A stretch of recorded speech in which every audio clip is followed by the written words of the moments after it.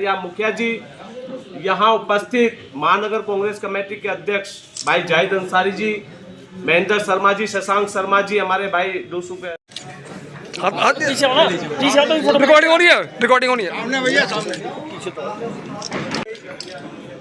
मुन्ना भाई एक मिनट वो बैठियो नीचे बैठियो यार भाई मोबाइल हटा दिलाओ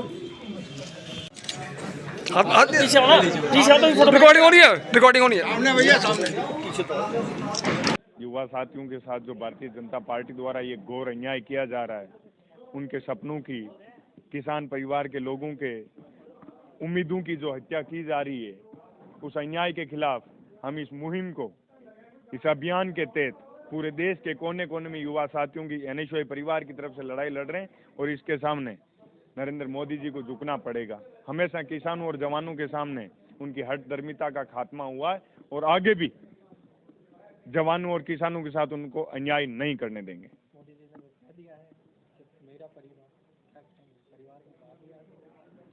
देखो, इस देश का हर एक व्यक्ति एक दूसरे के परिवार का हिस्सा है और आप पहले एक तरफ तो परिवार कहते हो और एक तरफ उनके साथ घोर अन्याय करते हो। ये कितना निंदनीय है, पूरे देश के युवा साथी ये बात जानते हैं।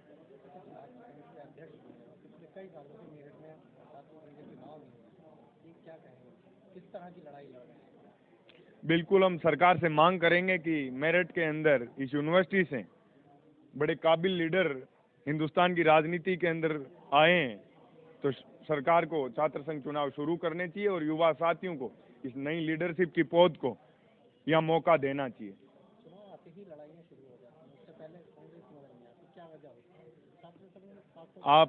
आपको एक बात बताना चाहता हूं कि राहुल गांधी जी भारत जोड़ो न्याय यात्रा, उससे पहले भी पूरे देश के अंदर जो यात्रा निकाली, आज तक के इतिहास के अंदर किसी ने ये यात्रा निकाली है। ये आप लोगों को देखने का नजरिया है कि आप जब चुनाव आते हैं तभी हमारे संघर्ष को देखते हैं। आप उससे पहले के संघर्ष को भी देखिए।